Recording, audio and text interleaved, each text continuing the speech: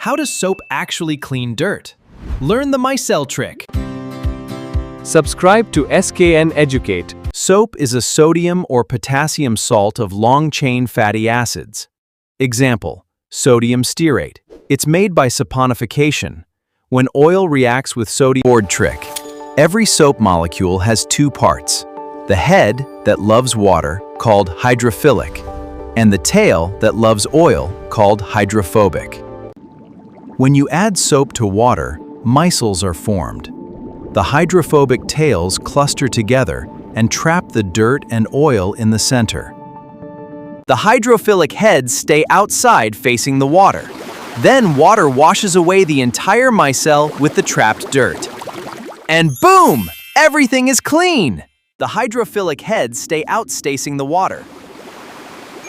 Then entire micelle with the trapped dirt. And boom!